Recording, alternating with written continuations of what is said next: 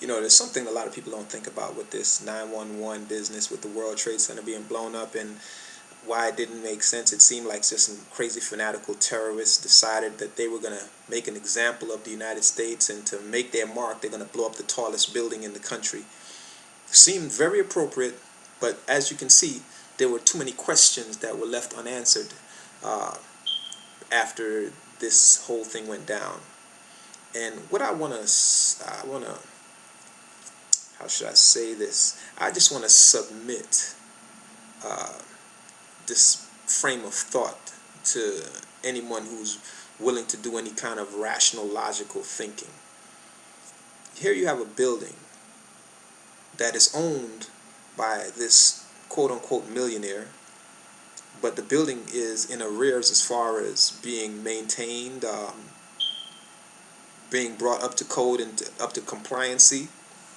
Because if you don't know, the World Trade Center had a great deal of asbestos that needed to be removed.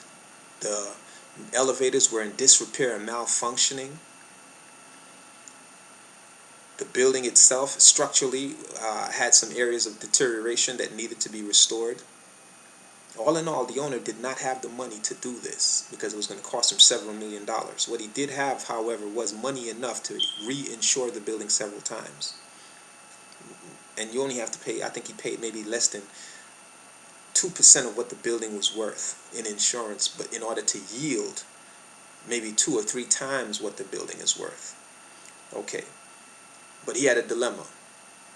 The United States, they had several dilemmas. There were certain court cases that were in motion against key individuals who were of very influential positions that needed to have this evidence and material disappear. This evidence was being housed in building number 7. They were also faced with the problem of a shortage of drugs. Why do I say that? Because key pharmaceutical companies in the United States utilize opium and poppy for the manufacturing of certain pharmaceutical drugs. The biggest supplier of pharmaceutical drugs in the world, aside from Colombia, is Afghanistan. Colombia is responsible for the cocaine, but Afghanistan is responsible for the poppy, opium, morphine. I forgot there's other names for these drugs, but nonetheless, the poppy is the initial drug that makes all the other drugs. Okay, the poppy seed.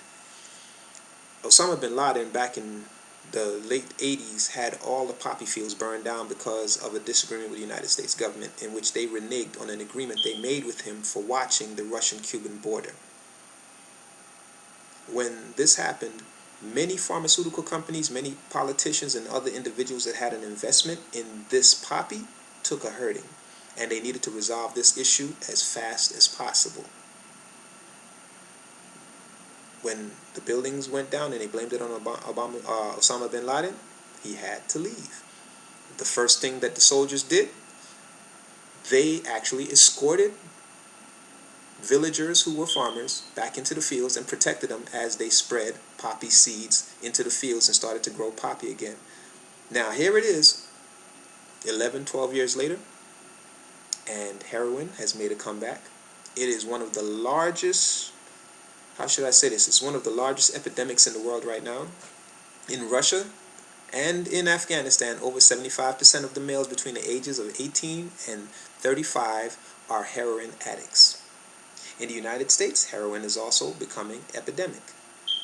All of this as a result of 911. You have to realize that this whole thing, as separated as it seemed, was really all connected. Do your research, do your investigation, and you'll see what I'm talking about. Make no mistake about it. The way those buildings went down was a controlled demolition. The chemical used was a type of, I believe it was magnesium sulfate.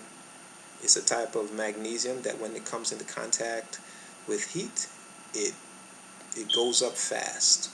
So there was a period of time, I'm not even going to go into detail with that right now because that's going to be too long and this video is already running too long. All I can tell you is I'm going to give some other recordings that show how the building was done. But this is the reason why 911 happened. It was to take care of 3 situations with 1 stone.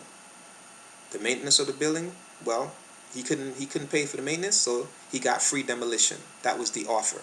Hey, I know even doing a demolition job on this would break your pocket. We'll do it for you if you let us use the building as the stage for what we're about to orchestrate. He went for it. Hook, line, and sinker. He got paid. All right.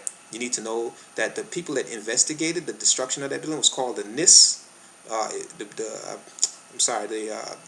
report was called the NIS report, and the people that did the investigation were actually workers for a company owned by the Bush family. So I mean, I'm just breaking it down to you. There are certain things that were inconsistencies with what was happening in the building.